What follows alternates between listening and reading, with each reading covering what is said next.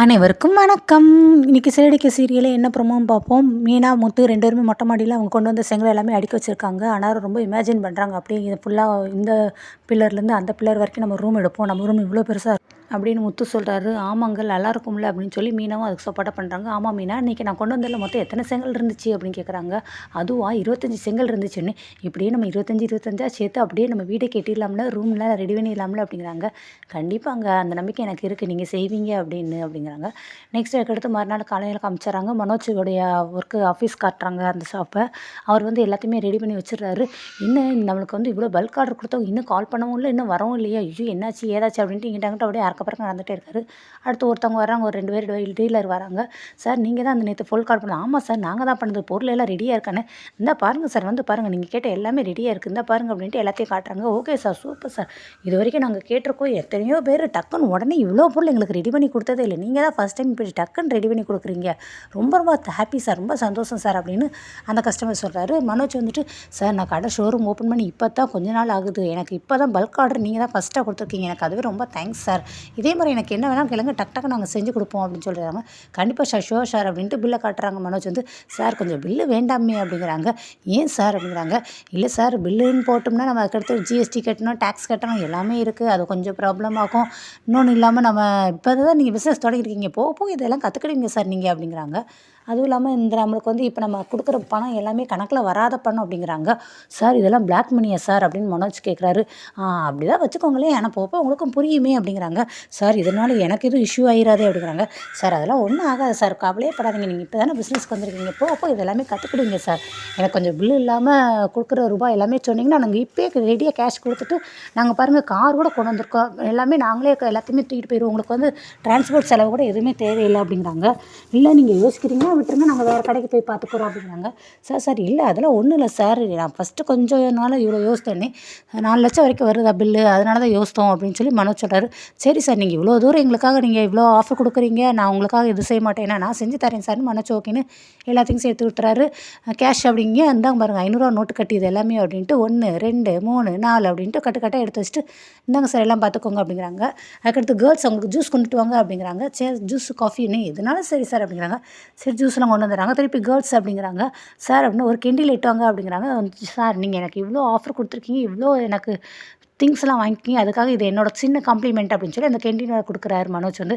Sir ரொம்ப thanks sir அப்படின்ட்டு அவருடைய திங்ஸ் எல்லாத்தையுமே அவர் பேக் பண்ணி அனுப்பிட்டு போயிறாரு. இங்கே ரூபாவும் கொடுத்துறாரு. ஸோ இந்த ரூபாவை வச்சு மனோஜுக்கு ஏதோ ஒரு இஷ்யூ ஆக போகுது, அது என்னங்கிறத நம்ம தொடர்ந்து பார்ப்போம். ஸோ மறக்காமல் என்னுடைய சேனலை சப்போர்ட் பண்ணுங்கள். நெக்ஸ்ட் அதுக்கடுத்து திருப்பி வீடை கட்டுறாங்க. மனோஜ் அவங்க எல்லாருமே இருக்காங்க. அதுக்கடுத்து விஜயா, அண்ணாமலை எல்லாமே இருக்காங்க. ரவி, ஸ்ருதி இவங்க 2 பேரும் ரூமை கட்டுறாங்க. ஸ்ருதி வந்துட்டு இப்போ நிற்கினா ரொம்ப நேரம் நின்றுக்கிட்டே டப் பண்ணிப்பா, அதனால் காலம் பயங்கரமாக வலிக்குது அப்படின்னு ரவிகிட்ட சொல்கிறாங்க. ஓ அப்படியா அப்படிங்கிற. ப்ளீஸ் ரவி, எனக்கு காலை கொஞ்சம் பிடிச்சி விடு அப்படிங்கிறாங்க. ரவி சரி ஓகே அப்படின்ட்டு அவங்க காலெல்லாம் வச்சு ஸ்ருதியோட காலை வந்து ரவி பிடிச்சி விட்றாரு. இவங்க அம்மா இதெல்லாம் பார்த்துட்டு இருக்காங்க. ஐயோ விட்டால் நம்ம பையனை இவன் வேலைக்காரி ஆக்கிடுவா போலுக்கு அப்படின்ட்டு ரொம்ப கோவமாக உள்ளே வந்து விஜய் வராங்க. டே ரவி அப்படிங்கிறாங்க. என்னம்மா அப்படிங்கிறாங்க. காலை அமைக்க உடனே பார்க்குறாங்க. இது என்னடா கன்றாவி, கால் நீ எதுக்குமா எடுத்து உன் காலத்துக்கு அவன் மேலே வச்சுருக்க அப்படிங்கிறாங்க. இதில் என்ன ஆண்டி இருக்குது, நீ ஃபுல்லாமே நான் நின்றுக்கிட்டே டப்பான்னு, அதனால் கால் செம்மையாக வலிக்குது, அதனால் ரவிகிட்ட சொன்னேன், ரவி என்னோட காலை அமைக்க விட்றான் அப்படிங்கிறாங்க. ஏமா உனக்கு கால் வலிக்கிறேன், நீ ரோஹினிகிட்ட சொல்ல வேண்டியதானே, ரோஹினி காலுக்கு மசாஜ் பண்ணியிருப்பாள் அப்படிங்கிறாங்க. இதில் என்ன ஆண்டி இருக்குது, ரோஹினி வேறு இப்போ ஊருக்கு போயிருக்காங்களே, வீட்டில் தான் இல்லையே, அதுவும் இல்லாமல் ரவி ரொம்ப நல்லா தானே பண்ணுறான், அவனே பண்ணட்டுமே அப்படிங்கிறாங்க. டேய் உனக்கு மேலே கொஞ்சம் கூட இங்கே தான் அறுவராப்பு ஒரு மாதிரி ஒன்றுமே உனக்கு அறிவில்லையாமல் ஏட்டா இருக்குது அப்படிங்கிறாங்க. அம்மா பாவம், அவன் நின்று டப் பண்ணியிருக்காம்மா, பாவம்ல வீட்டுக்காக தானே அவளும் கஷ்டப்பட்டு சம்பாதிக்கிறா, ஸோ அவள் காலை பிடிச்சி விட்டா என்ன, அதனால் ஒன்றும் இல்லாமன்ட்டு அவரும் காலை பிடிச்சி விட்றாரு. அதுக்கடுத்து நெயில் பாலிஷ் கடையில் கொடுத்துட்டு அதை போடு ரவி அப்படிங்கிறாங்க. ரவியும் நெயில் பாலிஷ் எடுத்து அவரை இவங்க ஸ்ருதியோட காலில் போட்டுக்கிட்டு இருக்காங்க. ரொம்ப அழகாக போடுறாரு. பரவாயில்லையே நல்லா தான் போடுற, ஹஸ்பண்ட் கையால் அந்த நெயில் பாலிஷ் போடுறது ஒரு தனி ஃபீல் தானே அப்படின்னு சொல்லி ஸ்ருதி சொல்கிறாங்க. அதையும் விஜயை பார்த்துட்டு, ஏம்மா அந்த சாயத்தெல்லாம் கன்றாவியே நீயாவது பூசி கூடாதுமா, அதையும் அவன் தான் உனக்கு காலில் போட்டு விடணுமா அப்படிங்கிறாங்க. என்ன ஆண்டி இதில் என்ன ஆண்டி தப்பு இருக்குது, ஹஸ்பண்ட் கையால் நெயில் பாலிஷ் போடுறதுல எவ்வளோ அருமையான ஒரு சுகம் தெரியுமா, அது ஒரு ஃபீல் தெரியுமா அப்படிங்கிறாங்க. என்ன கன்றாவியா என்ன இலவோ, ஏன்டா நீ இதெல்லாம் கேட்க மாட்டியாடா அப்படிங்கிறாங்க. இதுக்கு ரவிக்கு என்ன சொல்ல திருத்தன்னு முடிச்சிட்டு இருக்காங்க. உடனே ரவி அந்த நெயில் பாலிஷ் எடு அப்படின்னு சொல்லி ஸ்ருதி வந்து அதை எடுத்துகிட்டு விஜய் கையில் கொடுத்துட்டு, ஏம்மா நான் வேறு உனக்கு நெயில் பாலிஷ் போட்டு போட்டு விடணுமாங்கோ அப்படிங்கிறாங்க. ஐயோ இல்லை ஆண்டி, நீங்கள் போடுறதுக்குன்னே நான் எதுக்கு போடணும், நானும் இதெல்லாம் போட மாட்டேனே. ஐயோ நீங்கள் போடலை ஆண்டி, இதை நீங்கள் கொண்டு போய் அங்கிள் கையில் கொடுத்து அங்கிள் கையால் உங்களுடைய காலில் நெயில் பாலிஷ் போட்டு விட சொல்லுங்கன்னு. என்னது, அவர் போட்டு விடணுமாண்ணே? ஐயோ ஆமாம் ஆண்டி, நிஜமாக தான் சொல்கிறேன், அங்கிள் கையால் உங்களுக்கு போட்டு விட சொல்லுங்களேன். அது ஒரு ஃபீல் தெரியுமா, அந்த ஃபீலை நீங்கள் அப்போ தான் உணர்வீங்க. நான் எவ்வளோ தான் சொன்னாலும் அந்த ஃபீல் உங்களுக்கு வந்து கிடைக்காது. நீங்கள் போய் அங்கிளை போட சொல்லுங்கள், உங்களுக்கு அந்த சுகமே தனி சுகம்தான் அப்படின்னு சொல்கிறாங்க. அக்கா அந்த நெயில் பாலிஷை வாங்கிட்டு விஜயாவும் ரூமுக்கு வந்துடுறாங்க. வந்துட்டு ஏங்க இந்த ரவி பையில பாருங்களேன், இந்த ஸ்ருதி காலுக்கு பிடிச்சி விட்றான், அவள் காலில் நெயில் பாலிஷ்லாம் போட்டு விட்றான், அவளுக்கு காலாமிக்க விட்றான், என்னென்ன கன்றாவியே செய்கிறான் பாருங்களேன். இந்த ஸ்ருதி பொண்ணு கொஞ்சமாவது ரவியை மதிக்கிறாளா? எப்போ பார்த்தாலும் அவன் இவன் பேசுகிறா, போடா வாடாங்கிறா. இப்போ பாருங்கள் காலெல்லாம் பிடிச்சி விட சொல்கிறா அப்படிங்கிறாங்க. ஹஸ்பண்டுக்கு மரியாதை கொடுக்கறத பற்றி நீ பேசுறியாங்கோ, நீ உன் வீட்டுக்கார ஒழுங்காக மதிக்கிறியா அப்படின்னு சொல்லி அண்ணாமலை விஜயாவே திருப்பி கொஸ்டின் கேட்குறாரு. ஏங்க இவ்வளோ நாள் உங்களுக்கு என்ன நான் மரியாதை கொடுக்காம இருந்தேன், நான் என்ன சொல்கிறேன், நீங்கள் என்ன சொல்கிறீங்க? அந்த ஸ்ருதி நம்ம ரவியை நடத்துகிற விதமே சரியில்லைங்க. நீங்கள் போய் சொல்லுங்கங்க, புருஷன் இப்படிலாம் நடத்தக்கூடாது, மரியாதையை நடத்துமான்னு சொல்லி நீங்கள் போய் ஸ்ருதிகிட்ட சொல்லுங்கங்க அப்படிங்கிறாங்க. ஏது, நீ போய் அந்த ரூமில் போய் வாங்கி பார்த்துட்டு வந்த போதுனுக்கு இப்போ நான் போய் செருப்படி வாங்கிட்டு வர சொல்கிறியா?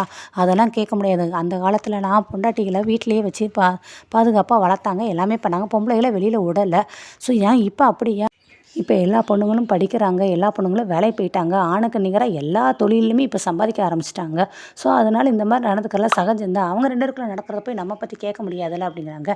ஏங்க நான் என்ன சொல்லிட்டு இருக்கேன், போய் நீங்கள் கேளுங்க, நீங்கள் கேட்டால் கண்டிப்பாக சரின்னு சொல்லுவாங்கன்னு. எனக்குலாம் இது தேவையில்லை, சரி நீ உட்காரு, நான் அந்த வர்றேன் அப்படின்ட்டு வெளியில் போகிறாரு. எங்கே போகிறீங்கன்னு, வெளியில் போயிட்டு வர்றேன் அப்படிங்கிறாரு அவர் அண்ணாமலை.